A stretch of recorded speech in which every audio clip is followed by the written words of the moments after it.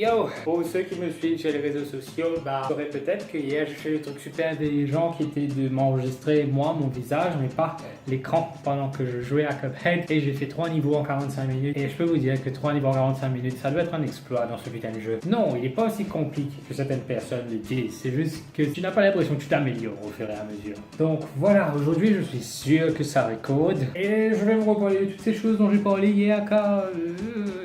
tout est perdu. Allons-y, let's go! Donc, je voulais parler de certaines choses en même temps que je joue à ce jeu, car mieux vaut parler de la femme et de l'état du respect à Maurice quand je joue à un jeu énervant comme ça. Donc, je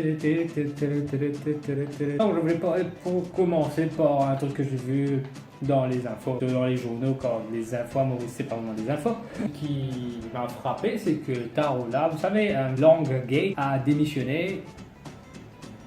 Enfin, et le monsieur criait au complot. Lol, pas à peine fait un complot, c'est normal qu'il devait le faire, je sais pas pourquoi, il y a des raisons logiques pareilles comme, je sais pas, l'ordre du contribuable pour envoyer des sextos. Je ne blâmerai personne de le faire. Oui, c'est juste une mesure préemptive pour l'empêcher pour faire qu'il l'a, pour lui faire diminuer ses sextos, je pense. Une autre raison de le faire. Mais aussi, j'ai vu dans les infos que notre ancien PM et celui pour qui les gens ont voté avait des commentaires assez stupides concernant les grévistes. Vous savez, les dames cleaners qui font la grève quand elles se font payer 1500 roupies. 1500 roupies. 1500. Je sais pas si ça résonne pour vous parler d'un truc grave concernant la société en même temps que je joue à ce putain de jeu. Donc, l'ex-PM, le ministre Manteau, déjà, ses commentaires étaient vraiment très stupides. Surtout pour un ancien premier ministre ou qui que ce soit toujours au gouvernement, parce que c'est un truc qu'il dit certainement à des gens qui ont voté pour lui. Qui ont voté pour lui en tant que Premier ministre, c'est pas celui qu'on a comme Premier ministre actuellement. Et c'est bizarre quoi, ça s'appelle l'Alliance Les Peuples, mais ils sont pas trop en train de donner de la considération au peuple. Là, non. Donc c'est spécial de dire que tu fais une alliance ou que tu fais un gouvernement ou tu fais un parti qui est totalement pour ton peuple et que tu dises clairement que tu t'en fous de ce cas. Quand c'est ton peuple quand même. Pour moi ce poste ne devrait même pas exister, le ministre Manteau. Qu'est-ce que ça veut dire? Genre, ça veut dire que ton premier ministre n'est pas capable d'être premier ministre et qu'il a besoin d'un manteau. Donc peut-être que ce serait le ministre Manteau qui devrait être premier ministre? Non? I don't know. Ensuite, je voulais continuer par rapport au truc de 1500 roupies pour quelconque travail.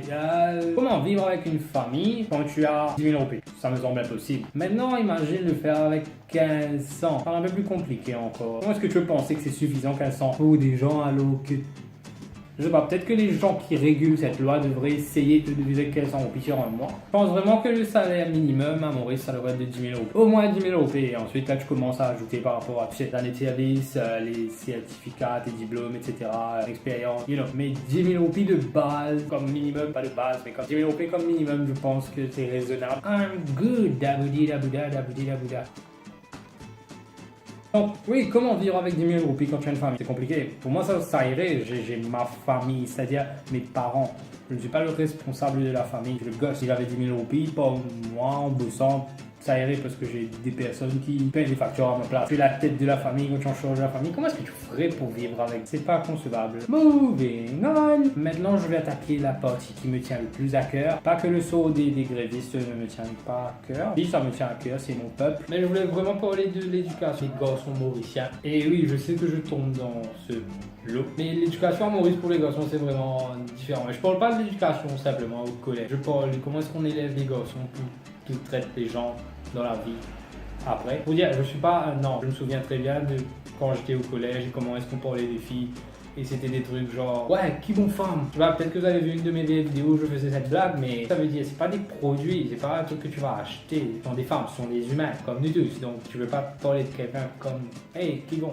C'est juste, à Maurice, on traite la femme quand même depuis assez petit et on nous laisse le faire et c'est bizarre. Et nous, les garçons, nous ne sommes pas les plus gentils au monde. Et non, on devrait vraiment essayer d'éviter le rape culture. À Maurice, c'est omniprésent. C'est vraiment genre, on peut pas, les mecs, les hommes à Maurice ne peuvent pas voir les femmes, je pense. C'est vraiment bizarre. Comme nous sommes un peuple de prudes, qui donne une image machiavélique du sexe et de tout ce qui est sensuel. Donc c'est bizarre qu'on soit aussi hypocrite sur ça. Peu voir comment une femme s'habille, ça veut jamais dire qu'elle voulait se faire violer. Ça n'a jamais voulu dire ça. La tentation, ça n'existe pas de cette façon. La tentation, c'est quand tu es au régime et que tu vois un pot de Nutella devant toi dans ta cuisine.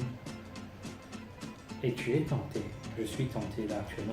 C'est ça la tentation. C'est pas quand tu vois un autre être humain et tu te dis waouh, elle est sexy, j'ai envie de la baiser. Non, c'est même pas ça. C'est genre waouh, elle est sexy, j'ai envie de la baiser par force. Non, tu ne devrais pas faire ce genre de choses. Tu ne devrais pas penser à ce genre de choses. Si tu penses à ce genre de choses, tu te retiens. Le ricochet est vraiment trop fort à Maurice. Mais non, aucune femme ne demandera jamais de se faire violer, quoi qu'elle fasse. Même si elle va chez nous, ça ne veut pas dire qu'elle demande de se faire violer. Peut-être que certains ont vu cette vidéo d'une fille qui dans le bus s'est fait tripoter. Tout le monde qui lui disait de rester tranquille ou qui disait au chauffeur de continuer de rouler. Même des femmes disaient ça et c'est dégueulasse. Que toutes les femmes... non, tout le monde va trouver ça dégueulasse. Pas sûr toutes les femmes. Mais les femmes, chose qu'elles doivent savoir ce que cette fille vit. Que je sache, je ne me suis jamais fait toucher de façon inappropriée. Mais c'est pas pour autant que je ne suis pas dégoûté par ça. Mais anyway, hein, j'ai qu'un homme. Donc j'ai vraiment trouvé ça très ironique que les femmes n'aident pas. Je ne dis pas aider genre vous mettre debout, aller taper le bout. Je dis juste aider genre en n'aidant pas la fille à se sentir mal peut-être. Parce que j'imagine à peine comment elle a dû se sentir genre tu te fais toucher comme ça et tu te fais agresser sexuellement, c'est le terme. Et les gens sont en train de te voir comme la coupable. Ça a dû être un grand moment de solitude et ça a dû faire mal. Et donc je ne comprends pas comment est-ce qu'on peut vouloir mettre quelqu'un dans une situation pareille. Dégueulasse. Et ouais, ça reste inconcevable pour moi que tu dois... que tu as avoir peur pour ta soeur ou pour ta copine ou pour ta mère quand elle saute, quand je sais pas quel genre de détraqué il y a dehors. Et pourquoi est-ce qu'on doit vivre avec des peurs pareilles? Pourquoi est-ce qu'on doit vivre avec des gens pareils dans notre vie, dans notre petite île paradisiaque qu'est l'île Maurice? Ça me fait penser à un truc, c'est qu'à Maurice on dit souvent que c'est l'île multiculturelle par excellence, tellement de cultures qui se mélangent et tout. Non, c'est beaucoup de racistes et les gens ne s'aiment pas entre eux. Commencer on vote pour nos premiers ministres et notre gouvernement général parce qu'ils sont de la même religion que nous. Faut savoir aussi, le terme communauté est très mal utilisé à Maurice. C'est le seul pays qui veut dire simplement personne de la même religion, pas communauté. C'est pas ça la définition de communauté. Mais bon, nous sommes mauriciens, nous adaptons tout ce qu'on veut. Oui, je pense vraiment que peut-être que si les gens ouvraient les yeux, se disaient et voyaient le nombre de gâteaux qu'ils pourraient avoir, s'ils étaient amis avec des gens de toutes les religions, bah, je pense qu'il y aurait la paix dans le monde. Moving on. Je vais parler d'une petite chose, d'une petite page que j'ai découverte récemment sur Facebook. Ça s'appelle Shame Them et je trouve que c'est vraiment une très bonne initiative, une très bonne idée quand la fausse en nombre, c'est vraiment... Il y a de la fausse quand vous êtes nombreux à parler de quelque chose et à vous livrer sur quelque chose. C'est une très bonne idée quand souvent les gens qui sont victimes de ce genre de choses ne savent pas comment parler quand tu te sens seul. Comme cette fille a dû se sentir seule dans le bus, elle a essayé quand même d'en parler et même là les gens ne l'aidaient pas. Donc ça devrait aider de pouvoir parler en nombre de quelque chose. Je sais que chacun a une expérience différente, mais ça doit pouvoir aider si on se sent nombreux à parler de ça, on se sent nombreux à pouvoir partager son expérience. Shame Them, c'est une très bonne idée, un très bon concept pour faire marcher l'anonymat. Ça, c'est une bonne façon d'être anonyme et de partager un message. L'anonymat devrait être utile pour dénoncer des choses qui sont vraiment mal sans prendre trop de risques. Par exemple, on sait qu'à Maurice, le pouvoir ne te donne pas trop le droit de dire ce que tu en veux. C'est vrai, c'est vraiment compliqué de partager ton vécu, car sinon tu peux te faire taper dessus et tu as encore plus peur en fait. Imaginez les personnes qui ont déjà super peur de ce qui leur est arrivé, ils sont traumatisés par ça et maintenant ils savent que genre, si elles en parlent, elles vont se faire taper dessus encore plus. Ça devrait faire peur et je ne souhaite à personne de vivre telle chose. Pour clôturer le débat sur une note plus positive, je voulais parler de quelque chose de différent. Lindsay Babbitt. Je voulais parler de Lindsay quand pour moi Lindsay c'est l'équivalent de Beyoncé. C'est notre Beyoncé mauricien. Oui, quand c'est l'archétype du féminisme en Maurice. Personne ne peut mieux représenter les femmes mauriciennes que Lindsay. Même les femmes dans le monde, je pense. C'est la figure emblématique féminisme à Maurice quand elle est présente sur tout ce qui concerne la femme. Sister Act, les femmes, tout à fait qu'un rapport de femme. C'est vraiment extraordinaire que quelqu'un puisse se donner à fond dans quelque chose, dans une cause aussi bien que... Et c'est vraiment super ce qu'elle fait, c'est qu'elle aide vraiment des gens, elle est présente dans tout ce qui aime pas la femme Maurice. En tout cas, Maurice, on ne traite pas vraiment bien la femme, pas du tout bien la femme. Comment est-ce que tu peux traiter une journaliste de femelle du chien? Elle fait son travail, espèce de con qui fait même pas son travail. Lindsay fait le concert de ses 30 ans de carrière. 30 ans déjà, c'est de la musique avant que je sois né. Par le 4 novembre, GNG. Non, je ne suis pas payé pour faire une pub, je le fais battre là. Je ne suis pas payé pour faire des pubs pour c'est juste que je me disais qu'il faudrait trouver un peu de positif dedans et c'est ce qu'il y a de plus positif quand on parle de femmes en Maurice. Pour clôturer cette vidéo, j'aimerais parler de quelque chose qui est différent de ce dont je parlais depuis le début. J'aimerais parler de la liberté d'expression en Maurice. Autant en Amérique, tu as le droit de dire tout ce que tu veux. Tu as le droit d'attaquer le président tant que tu veux.